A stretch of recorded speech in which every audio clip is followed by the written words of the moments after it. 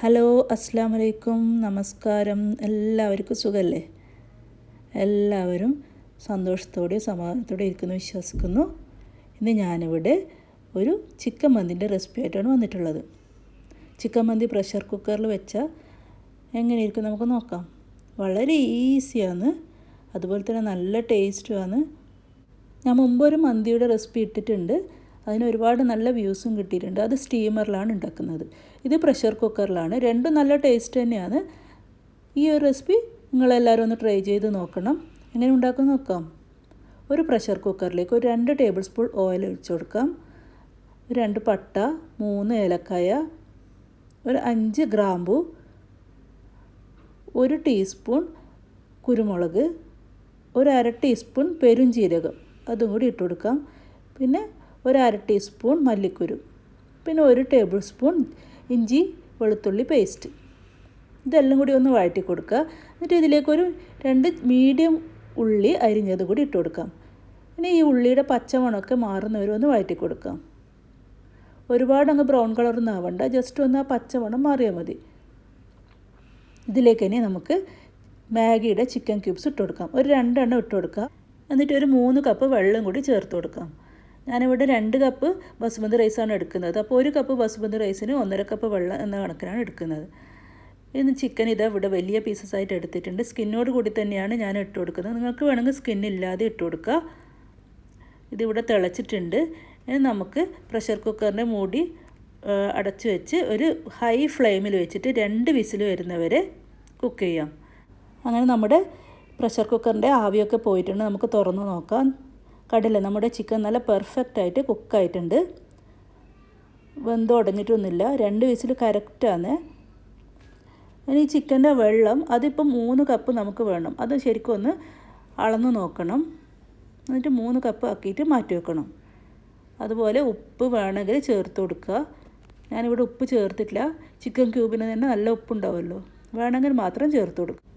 Basmati rice ഒരു 10 minute കുതിർത്ത് വെച്ചതാണ്. ഇനി വെള്ളമൊക്കെ കളഞ്ഞ് നമുക്കൊരു 3 ടേബിൾ സ്പൂൺ വെജിറ്റബിൾ ഓയിലിൽ ഇതൊന്ന് വറുത്തെടുക്കാം.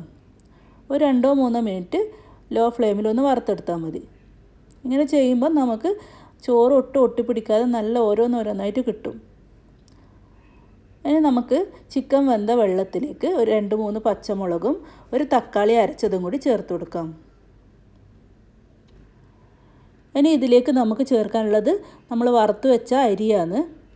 അരി ചേർത്ത് കൊടുത്തിട്ട് നമ്മൾ പ്രഷർ കുക്കർ അടച്ചു വെച്ച് ഹൈ ഫ്ലെയിമിൽ 1 വിസിൽ വന്നു കഴിഞ്ഞ് 2ാമത്തെ വിസിൽ വരുന്നതിന് മുന്നേ ഗ്യാസ് ഓഫ് ചെയ്യണം. എന്നിട്ട് ഫുൾ ആവി പോകുന്നത് വരെ വെയിറ്റ് ചെയ്യുക. 2 വിസിൽ വരുന്നവരെ വെയിറ്റ് ചെയ്യരുത്. അങ്ങനെ ഇത് അടച്ചു കൊടുക്കാം. ഇനി നമുക്ക് 1 ടേബിൾ സ്പൂൺ ചില്ലി പൗഡർ, ഒരു 1/2 ടീസ്പൂൺ ഗരം മസാല അല്ലെങ്കിൽ മന്തി മസാല, അതുപോലെ ഒരു 2-3 ടേബിൾ സ്പൂൺ വെജിറ്റബിൾ ഓയിൽ,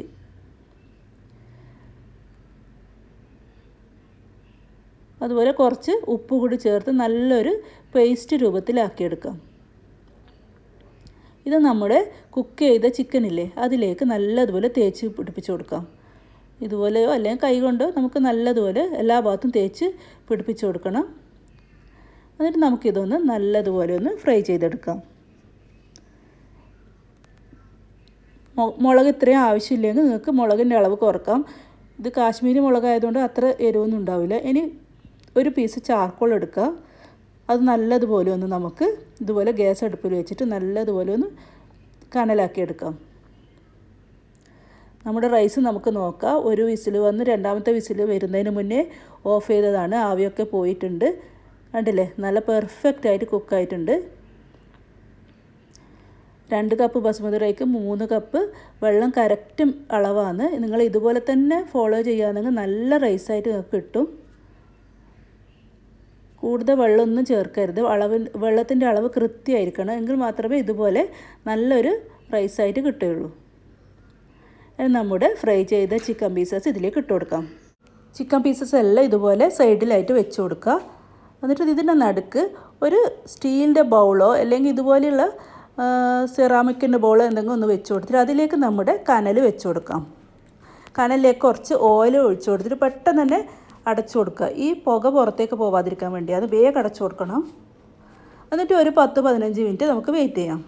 അങ്ങനെ 15 മിനിറ്റ് ശേഷം തുറന്ന് നോക്കുക. നല്ല കറക്റ്റായിട്ട് പുകയൊക്കെ ഈ ചോറിനും ചിക്കനും ഒക്കെ പിടിച്ചിട്ടുണ്ടാവും. ഈ ഒരു പുകയാണ് മന്തീൻ്റെ പ്രധാന ടേസ്റ്റ്. എല്ലാവരും ഇതൊന്ന് ട്രൈ ചെയ്ത് നോക്കുമല്ലോ. വീഡിയോ ഇഷ്ടമായിട്ടുണ്ടാകുമെന്ന് കരുതുന്നു. ഇഷ്ടമായിട്ടുണ്ടെങ്കിൽ സബ്സ്ക്രൈബ്, ലൈക്ക്, ഷെയർ, കമൻറ്റ്സ് ഒക്കെ ഒന്ന് ചെയ്യണേ. അതുപോലെ വീഡിയോ ശരിക്കും കണ്ടിട്ട് അതുപോലെ ഫോളോ ചെയ്യുകയാണെങ്കിൽ നിങ്ങൾക്ക് അടിപൊളി മന്തി തന്നെ വീട്ടിലുണ്ടാക്കാം. ഇൻഷാ അല്ലാഹ്. ഇനി അടുത്ത വീഡിയോ ആയിട്ട് വരുന്നവരെല്ലാവർക്കും താങ്ക് യു. അസ്സലാമു അലൈക്കും.